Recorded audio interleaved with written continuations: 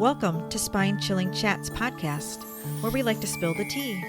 If you're into the macabre and enjoy hearing about true crime, supernatural, or spooky experiences, pull up a chair, pour yourself a cup of tea, and get ready for some spine chilling chats with Manda and Ange.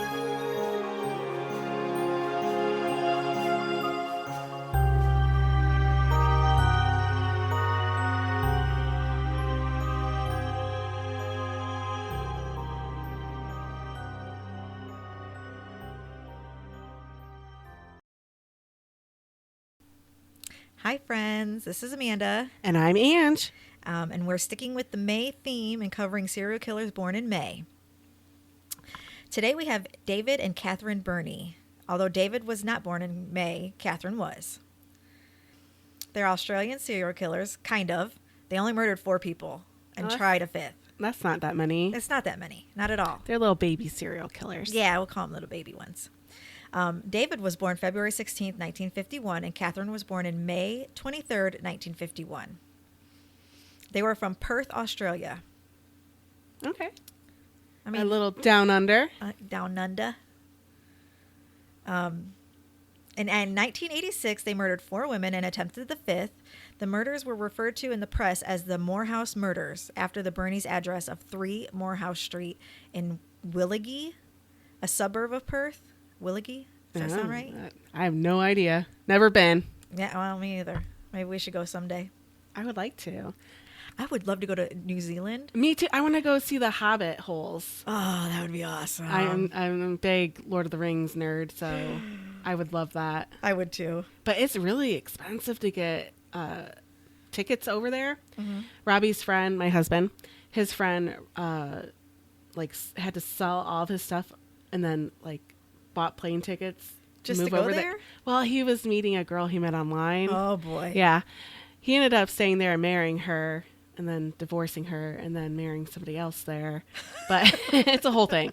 But yeah, it's expensive. like thousands of dollars for a plane ticket over there. Just for the plane ticket. Yeah. Oh wow. Wow, yeah. Wow. Someday. Okay. Someday. Okay, let's get into the life of David. He was born David John Birnie, the oldest of 5, in Wattle Grove, also a suburb of Perth. Some of his friends from school and church remember the Birnie family as being dysfunctional. Go figure, right? Dysfunctional. And rumored of alcoholism, promiscuity, and can you guess the next one? What is it? Incest. Oh, what a shocker. Their parents never cooked for the kids, and they never ate meals together. Which that's weird. It is very weird. Like, they didn't eat together, nor did their parents even cook them meals. Yeah, that's not weird. being a parent. Okay, we don't always eat together, but we're in the same. We still make sure our kid has food. Yeah, sometimes she eats on the couch while she's watching her show, and I'll be at the table because I like a table to eat at. Right. Yeah, that's weird. Yeah. So in the early 60s, the family moved to another suburb of Perth. Go figure. This is, can't they move anywhere else? That's where he met Catherine through mutual friends. And then at 15, he quit school and became an apprentice as a jockey, like a horse racing jockey. Oh, okay. Yeah. That's kind of fun. But guess what he did? What? He physically abused the horses. Physically how? It doesn't say, but he also developed a habit of exhibitionism. I don't know. That hard word. It is a very hard word. Which is exposing his private parts. To the horses? To people.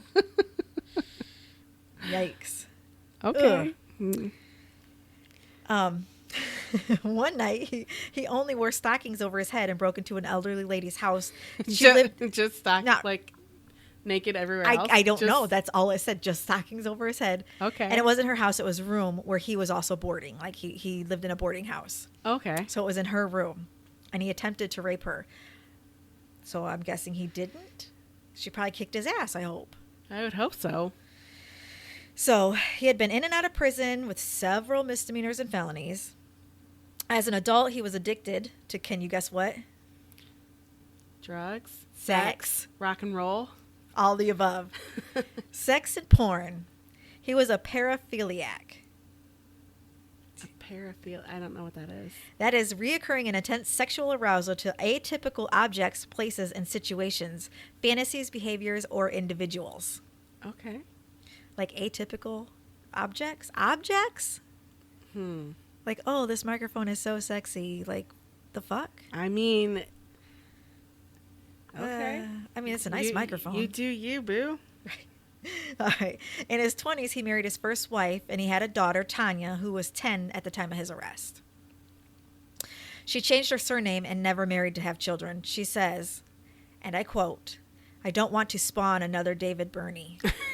That you got to be bad if you know your kid, Yeah. doesn't want to have kids because of Because you. of you. I don't want Like it's in my those DNA. genes to be Right. living on. Okay. In late 1986, at the time of the murders, he was employed at a car wrecker's shop. So that kind of threw me off. So did he work at the body shop, or was he the tow truck driver? It didn't say. It just says a car wrecker's shop. Because Maybe both. could be, but if he was a tow truck driver, then he could scout his potential victims. So I don't know. I don't know either. So that's him for right now. Now it's Catherine. She was born Catherine Margaret Harrison. She was 2 years old when her mother, Doreen, died giving birth to her brother, who also passed away 2 days later. Oh, I know. A shame. Yeah, very sad. She was sent to live with her maternal grandparents. Do you remember in yours when the was the mother or the father died, and then they sent the father died and they went to a foster school. care. Okay, well, the mother died, and she was sent away to live with her maternal grandparents due to the fact that her father could not care for her. Like, why can't you care for your child? exactly. It's not like it was back in, the 1800s or the early 1900s. It was 1951. Oh. Like, I don't know. Maybe he was distraught. He must have been, because there's no way I'd send my child away. No. I'll be distraught and he's sit right next to me. He'll be distraught with me. I don't care. At the age of 10, there was a custody battle, and Harold, her father, regained custody of her. And at the age of 12, Catherine met David. So they're still, they're both born in the same year. So they both I would assume is 12. She was then in and out of trouble with the police, and her father begged her to keep away from him. Ultimately, she was sent to youth prison. Oh, wow. Yeah. But on the upside, a parole officer encouraged her to start working at McLaughlin Family as a housekeeper, where she married Donald McLaughlin on her 21st birthday. Okay. So she was the help, and he married the help. So there's hope for us. I'm already married. There's hope for me. I don't want another one. When's enough? They had 7 children. Oh my gosh. 7. No. But her firstborn son was hit and killed by a car in infancy. What? Exactly. How? How is an infant struck and hit by a car and die? And even if it was toddler and they just labeled that incorrectly, I watched my child, anywhere. She does not go anywhere I don't know. No, I not always at have all. eyes on her because I know they're fast. Oh, they're quick, and people are quick too. Yeah, people are really quick. In 1985, she left her family and resumed her relationship with David, and they never married. But she changed her surname by deed poll. By deed poll. Yeah, I don't know what that means. It's something Australian. It's gotta be. It's gotta be. So now let's get into the crimes. Over a period of 5 weeks, they have abducted 5 women between the ages of 15 and 31. Okay. 15. I mean, at least it's not a young child. Yeah, like a baby. Yeah. So all the victims except for one were raped at the couple's residence and subsequently murdered. Okay, so the wife was She into was- the whole raping too? Yeah, and actually, when I was reading it first, they made it sound like she was the killer, like she was a serial killer, because they listed her as like the main person. Okay. Um, and then but David was the weirdo. David was the one that did all the crazy stuff. So I don't know why they were making her seem like she was a serial killer. So she was into it. Okay. Their final victim, who escaped the day after her abduction, led the police back to their house. Oh, good. Yeah, which ended their Terror. yeah, yeah. So now we're going to get into the victims. First victim, Mary Nielsen. 22-year-old Mary Nielsen, a psychology student at the University of Western Australia and part-time delicatessen worker. She met David at the car wrecker shop. Oh, go figure, like I said. Where he worked. David offered to sell Nielsen some cheap tires for her car and subsequently gave her his phone number. You're a married dude. You don't be giving women your phone number. Well, apparently his wife's into it. That's true.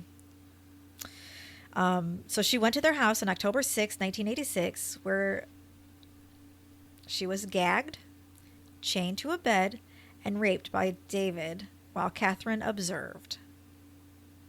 That's just not my cup of tea. Not mine either. I don't even like watching me. I wouldn't want to watch me either. So I don't need to see all that. she was taken to Glendale near Albany Highway in Bedforddale. Bedforddale? I don't know.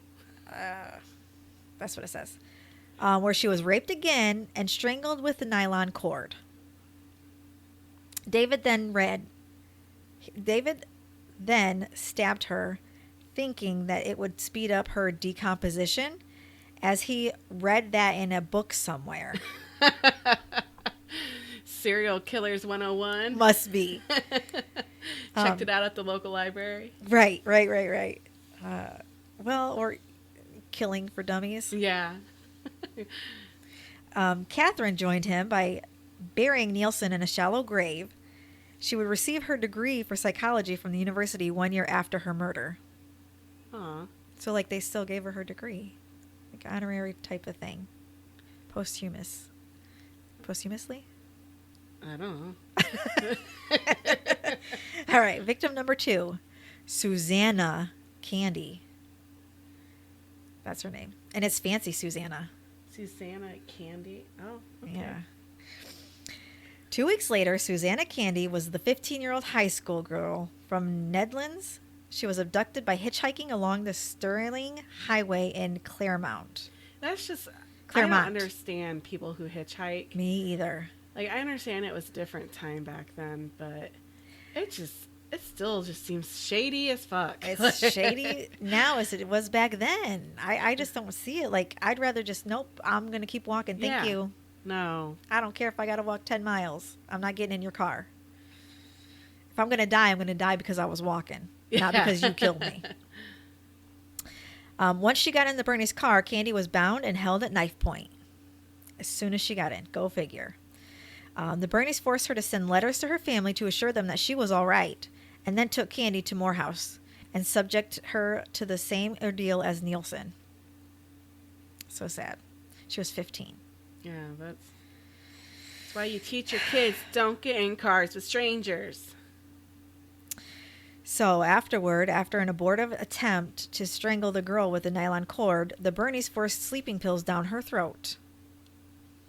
Once they took effect, David put the cord around her neck and told Catherine to prove her undying love for him by murdering the girl herself. Oh. So that's how she had to prove that she loved him. And she did it? She did it. Okay. She complied and killed Candy while David watched. Popped her little murder cherry. Right. She's not just burying the body this time. Yeah, she actually did it. Candy was buried close to Nielsen's gravesite in Glen Eagle. When asked later why she murdered Candy, Catherine said, "Because I wanted to see how strong I was within my inner self. I didn't feel a thing. It was like I expected. I was prepared to follow him to the end of the earth and do anything to see that his desires were satisfied.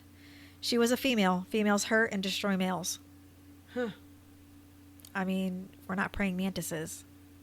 But we should be. We should be. Catherine clearly is. She clearly is. All right. Victim number 3. Nolene Patterson. Okay. On November 1st, 31-year-old Nolene Patterson ran out of fuel at the Canning Highway. Oh, another hitchhiking person probably. She was on her way home from her job as a bar manager at Nedlands Golf Club. Patterson was picked up by the Birnies and, similar to the first 2 victims, was forcibly taken to the Morehouse Street and repeatedly raped by David. The Birnies originally decided to murder Patterson the same night, but David kept her prisoner in the house for 3 days amid an apparent emotional attachment to the woman. Oh, I bet that pissed his wife off. It would piss me off. Like, it's one thing, us to just take them and rape them and kill them. Yeah. But when you get attached to them, and you keep them for 3 days when you were supposed to kill them the same night. Yeah.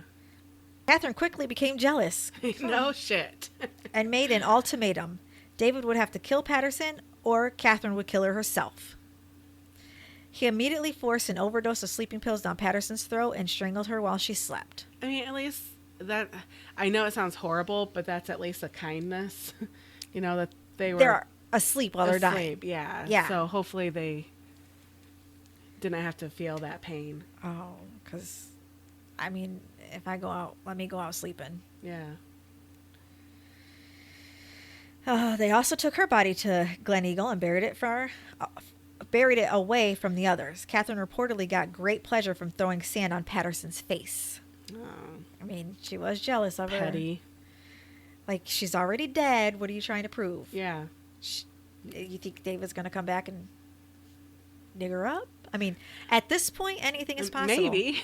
Some are into that. Victim number 4. On the 5th of November, the Birnies abducted 21-year-old Denise Brown. She was at a bus stop at Sterling Highway. In the same fashion as the earlier victims, Brown was abducted at knife point and assaulted at Morehouse Street. The next afternoon, Brown was taken to the Wanneroo? These are some weird names they have in Australia, which they probably think the same about us. Right. But man, Wanneroo. The Wanneroo Pine Plantation, where in the seclusion of the forest, David raped her in the couple's car while they waited for darkness. After dragging Brown from the car, David raped her again and stabbed her in the neck. Oh. Ouch. Eesh. Yeah, that's no good. That's no bueno. Convinced that the girl was dead, they dug a shallow grave and laid her body in it. But Brown sat up in the grave. What? Oh, that would freak me the shit out. Wow. I would have just gone at her with the knife myself, like, ah! Yeah, it says that David grabbed an axe and struck her twice in the head and buried her again. Oh, my God. Like, could you imagine? That's like if you're doing an autopsy on somebody and, like, they have those muscle spasms and they just, like, sit up or their arm moves or something. Like, when I was in vet tech school, we put a dog to sleep. And, like, it kept moving afterwards. It's creepy. If nobody warns you ahead of time, it's like, ah. Okay. Next victim. What is this? Victim number 5? Yep. Kate Moir. Moir. Moir? More. I don't know. On November 9th, 17-year-old, so now we have a 17-year-old. Kate Moore was abducted at knife point, go figure, after accepting a ride from the Birnies. David held a knife to her throat. With strangers. Right, like these people all this clearly been avoided. Wait, this isn't victim number 5. Yeah, I guess it is. It is. Okay. He held a knife to her throat and forced her to ring her mother. So he forced her to call her mom. Moore told her mother that she had too much to drink and that she was staying at a friend's house, hoping her mother would realize it was a ruse and call the friend, knowing that she was not a drinker. So she was hoping that her mom would catch this little hint. Yeah, like, come something's save not me. right. Yeah. Moore later stated that she asked him if they intended to kill or rape her and was informed, this is what they said: "We'll only rape you if you're good." Because that makes a difference. apparently. We Well, won't kill you if you're good. We'll just rape you. Because, I mean, I'd rather be raped and alive than raped and dead. well, she was forced to dance for the Birnies and slept in their bed while handcuffed to David. Like, get me the hell away from this guy. Can't, no. So after David went to work the following day. You just have this chick at your house, all chained up in your bed, and you're going to go to work? Like, you don't even plan this on a day you have a day off? Right. You're doing this when you got to go to work at 7 a.m.? Oh, my gosh. And I guess it was the same day. He went to work the same day or the following day after Catherine went to the front door to carry out a drug deal and forgot to chain Moore to the bed. She broke the lock of a nearby window and climbed through it, but hit her head on concrete. Oh. But she's still the one that got away. Okay. You know, like they killed 4 and the one got away. Okay. After knocking on various neighbors' doors, she jumped a gate and was attacked by David's dog. So she ended up back in their yard because she knocked on neighbors' doors. Maybe the dog was just loose and chased after her. Could be. Maybe Catherine, like, opened the door and, like, sicker. Maybe. Sent That's the dog true, after too. her. Yeah. She ran to a nearby vacuum cleaner shop, informing the owner that she had been raped. She detailed the ordeal to the police.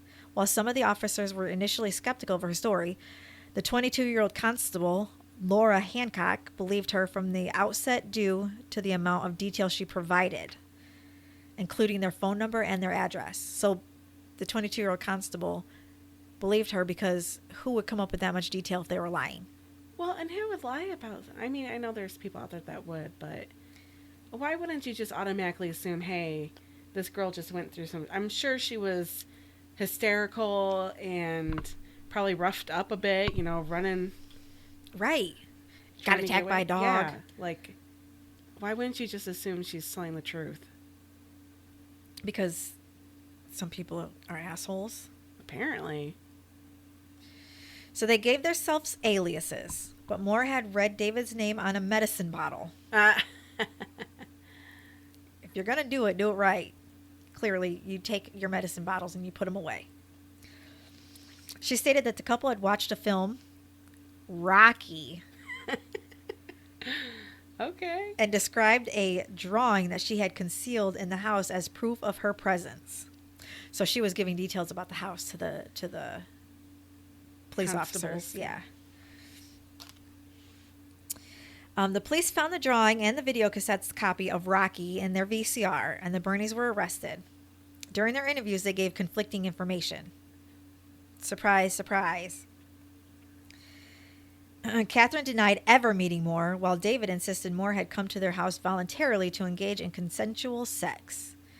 The detective sergeant Vince Keddick convinced David to confess and reveal where the previous victims had been buried. So how do they know that there's other... previous victims? Yeah. That's what I was just going to say. I don't know, because I'm sure that Kate Moore didn't know that there were previous victims. Unless they were bragging about it. Maybe. Huh. Yeah, weird. Very weird. There are, however, more possible victims. Okay, so they're not sure. But they're not sure. There's a speculation that the Birnies were responsible for the disappearance of Cheryl Renwick in May of 1986, Barbara Western in June of 1986. It also has been suggested that David was responsible for the disappearance of Lisa Marie Mott in 1980. However, his first wife accounted for his whereabouts on the day Mott disappeared. It remains unsolved. Okay. The trial and sentencing. When sent to trial, David pleaded guilty to 4 counts of murder and 1 count each of abduction and rape. So he just flat out admitted to it. Yeah. Yeah, he apparently, the detective sergeant got him to confess. So, I mean, that's one good thing that comes out of it. At least they caught the killer. Yeah. They asked why he pled guilty, and he gestured towards the victim's family and said, "It's the least I could do." Fuck you, dude. Fuck you. It's the least I could do. How about not killing my fucking kid? Right.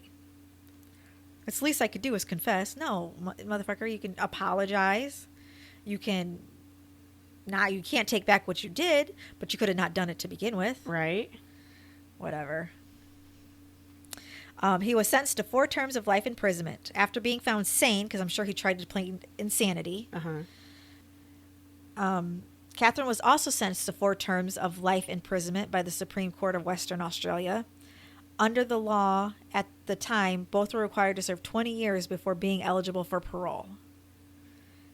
20 years. Why would they be eligible for Exactly. parole at all? Like, they both freaking killed people. Yeah. Don't make no sense to me. No. So while they were in prison, like, this is their life in prison, David was held at maximum security at Fremantle Prison. And he was soon moved to solitary confinement to keep him from coming to harm from other prisoners. Because if I was in prison with him, I'd beat his ass for rape and for killing children and just people in general. Like, if I was in prison with him, it'd be like, eye for an eye, motherfucker. Yeah, but aren't a lot of them in prison for the same exact thing? Maybe, but some of them could be in prison for other things. Maybe That's just true. drugs. That's true. Maybe tax evasion. Yeah. I don't know what Australia has.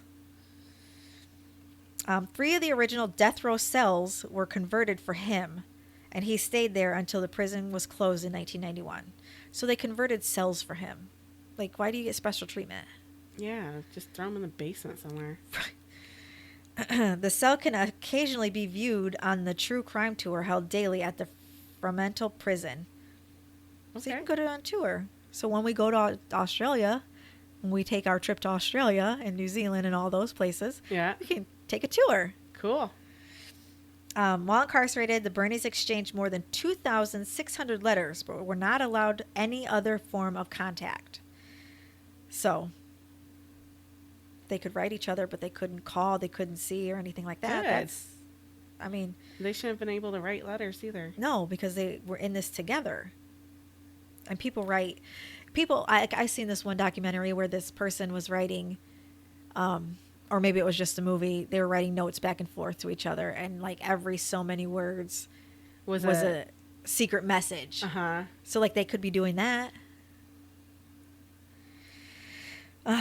Here's the upside. He was found dead in his cell at the Casuarina prison on the 7th of October 2005 at 4:30 a.m. Western time. He was 54 years old. Good. Good. I say good riddance. He hang himself? Yep. From an air vent using a length of cord. So my question is why does he have a cord? He probably snuck it somewhere. They're But from where? crafty in prison. I've watched Orange is the New Black. I know how they Yeah, work. I guess that's true. I'm sure it's nothing like how prison actually is. I don't know. They said that various factors led to his suicide. A failure to provide him with antidepressants had exacerbated his depression, Aw, poor thing. and his computer had been confiscated. He had a fucking computer. Yep. He had a fucking computer. He's just chilling Oh, like it's wait. an apartment. It gets better. He also was suspected of sexually harassing or assaulting other prisoners. It probably wasn't even a suicide. They probably did They probably killed offed him. him and made it look that way. But he was described by a former prisoner officer as a model prisoner who looked after him and who looked after injured animals. But didn't he just beat horses Yeah. Huh. and like got sexual arousal from things and people and objects and I'm sure animals? Huh. Weird. Something's not adding up there. Catherine was not allowed to attend his funeral. Good. I say good to that. Now, she was locked up in Bandyup Women's Prison. She had worked as a prison librarian and appeared in a prison production of Nonsense. Nonsense. Not like nonsense. So, like, This is like you're putting on plays? I guess. Let me see this. I don't think I understand. It's a musical comedy with a book, music, and lyrics by Dan Goggin. What is the point of prison? Like, you're just letting them have, like, this isn't going away to college. No. This isn't, it's supposed to be, you have arts and crafts time. You're supposed to be punished for what you did. No computers, no, like, you get a book and a pencil, a dull pencil at that, just so you can write or draw or color. Like, you don't get to do the fun stuff. Yeah, that's the whole point of prison. You fucked up. Here are your consequences. In 2007, her parole application was rejected. And Good. then the Attorney General of Western Australia, Jim McGinty, said that her release was unlikely while he remained in office. Good. Catherine's case was to be reviewed again in January 2010. However, on March 14th, 2009, new Western Australia Attorney General Christian Porter followed requests from the victims' families, determined that she would stay in jail for life. Good. So that's a good thing. That's awesome. This decision made her the third Australian woman after Catherine Knight and Patricia Byers to have had her papers marked never to be released. Good. That makes me feel better. Yeah. She's going to die in prison. Good. Her appeal of this decision was turned down in March 2010 by Porter. Her fourth bid for parole was declined in 2016. In the same year, Kate Moore began a campaign to end Western Australia's laws that automatically put convicts up for parole every 3 years. Yeah. Because they shouldn't. Like, No. You killed people. You should never be released from prison. Never. That's Good for just my her opinion. That she's out there advocating for those victims that Couldn't. Yeah. Yeah. Like, She's fighting for them. somebody needs to do something. Moore stated that Birnie has never even applied for parole. So they were just giving her parole. Automatically making her. Yeah. That's stupid. So in 2017, her youngest son, Peter, that's his alias, that's not his real name, Okay. he called for her execution, stating that his relation to her has resulted in him being assaulted on multiple occasions. Oh. See, that's wrong. And he supports Moore's campaign. Yeah, like he's getting... It's you can't help who your family is. Right. And as long as you don't follow in their path. People should leave you alone, Yeah. but people are cruel. Or That's all I Peter. Well, that all I was have. a very... Short one, because I don't believe they're very well known, so I didn't know much about them, and I couldn't find a lot on them. Yeah, I've not heard of them before. All the victims, though, I read straight from the Wikipedia page because I couldn't find anything. So Well, now we know. he's not, I mean, not that he would be attractive anyway, but he's not very attractive. Oh, He's got like a ew. bird nose. No. Ew. Yeah. Not my cup of tea. What does his wife look like? I don't know. It's not, it won't show. Oh. Well, I bet she's ugly too. Ugly heart makes you ugly outside. Right. Yeah, they don't have a picture of her. Suicide by hanging. Good. So they completed these crimes from October 6th to November 9th, 1986. That's really short time period. Yeah. Just bam, bam, bam. All back to back. At least they were caught quickly before they could have killed a lot more. Yeah. Well, She's still alive. Is she really? She's 72. Yep. Have they had any interviews with her, or has she said anything about? Well, there have been, I don't know if they actually had interviews, but they do have media. Like there's movies, there's they were in Crime Investigation Australia, which is one of their crime shows, I'm assuming. Okay. It's called The Morehouse Horrors, Season 1, Episode 6. It was in Australia Families of Crime on 9 Network Australia. It was on that. There was an episode. It doesn't give what episode, but it was aired in 2010. Okay. It was also covered by Case File True Crime Podcast on the 27th of August, 2016. November 9th, 2017, it was discussed by Georgia Hardstark in an episode of the podcast My Favorite Murder. Okay, so other podcasters have done. 2016 Australian film Hounds of Love is based on several true murders, but most closely resembles the Morehouse murders. Okay. So there's a movie about it. They were both featured on Deadly Women in the 8th episode from season 3 called Fatal Obsession. Okay.